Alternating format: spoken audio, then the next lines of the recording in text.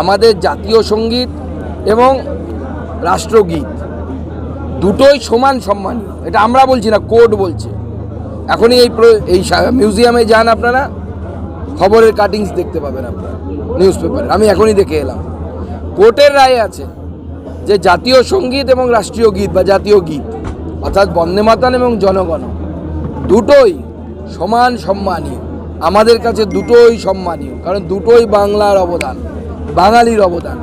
একটাকে বড় করতে গেলে আর একটাকে আপনি বাঙালির অবদানকে খাটো করছেন। ঋষি বঙ্কিমচন্দ্র কি বাঙালি ছিলেন না? তো বাত্য বসুরা বাঙালির অবদানকে খাটো করার চেষ্টা করছেন। আমাদের যখন দুটো হাতে লাড্ডু থাকবে, একটা লাড্ডু নিয়ে লাভ হবো কেন? দু হাতে লাড্ডু, দুটোই বাঙালিদের দেয়া। এমনকি বাংলাদেশের জাতীয় সঙ্গীত বাঙালির তৈরি করা। দাদা, আপনি বলছিলেন যে 1 বছর পর প্রত্যেকেই বন্দে মাতরম গাইবেন, এটা কি এসআইআর থেকে সূত্রপাত? এবং এসআইআরের সাথে এর কোনো সম্পর্ক নেই।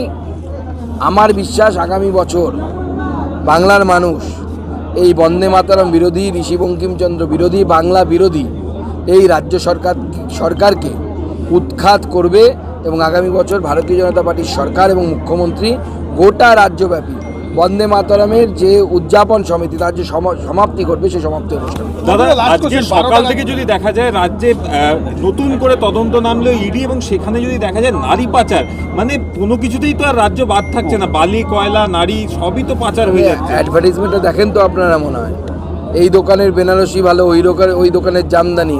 এখন এইসব দিন শেষ, একটাই মল, সেখানে সব কিছু পাওয়া যায়। তো তৃণমূল মল তৈরি করেছে, গরু, ছাগল, নারী যা পাবে সবই পাচার করবে। বালি, পাথর বাজবিচার করে না এরা, জাতিভেদে বিশ্বাস করেন না তো।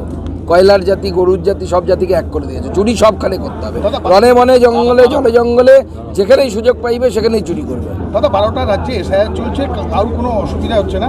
এখানে এই পশ্চিমবঙ্গে এসআইআর নিয়ে কেন তৃণমূল কংগ্রেসের এত অসুবিধা হচ্ছে? জ্যোতিষীরা বলেন যে কারো যদি কালসর্প দোষ হয় তখন নাকি সময় খারাপ যায়।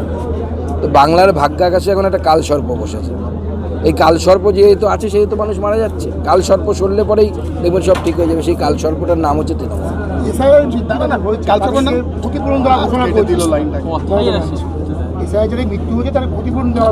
কিভাবে জানবে যে কার এসআইআরে মৃত্যু হয়েছে? কোনো বৈজ্ঞানিক পদ্ধতি আছে কি? পোস্টমর্টম করে জানা যাবে কি কার এসআইআরে মৃত্যু হয়েছে? কালকে ধরুন কারো বাড়িতে কারো প্রীতি বিয়োগ ঘটলো, সে বলে দিল আমি আমার পিতা এসআইআর নিয়ে চিন্তিত ছিলেন।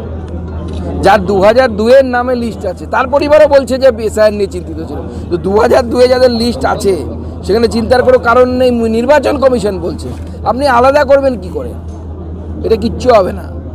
তাহলে কারণ রাজ্য সরকার যদি এই ধরনের ঘোষণা করে প্রতিদিন কিছু মানুষ মারা যায়, তারা সবাই বলবে এসআইআরে মারা গেছে। দাদা, আপনি বলছিলেন যে রবীন্দ্রনাথ ঠাকুরের গান পাল্টে দিয়েছে মুখ্যমন্ত্রী, এটা নিয়ে দেখুন, যখন রাজ্য সঙ্গীত তৈরি নিয়ে যখন আলোচনা হয়েছিল, আজ থেকে বেশ কয়েক মাস আগের কথা বলছি, তখন রাজ্য সরকার তার একটা বড় বিভিন্ন বুদ্ধিজীবীদেরকে নিয়ে বসে রাজ্য সঙ্গীত হিসেবে বাংলার মাটি বাংলার জল পূর্ণ হোক হে ভগবান, রবীন্দ্রনাথ ঠাকুরের বঙ্গভঙ্গের সময় লেখা যে অনবদ্য সৃষ্টি, সেই সৃষ্টিকে রাজ্য সঙ্গীত হিসেবে ঠিক করার সময় আমরা যে ভার্সানটা পাই রাজ্য সঙ্গীতের, তাতে দেখতে পাই বাংলার মাটি বাংলার জলের জায়গায় কেটে মুখ্যমন্ত্রী নিজে হাতে কেটে ওটাকে বাঙালির মাটি বাঙালির জল করেছে।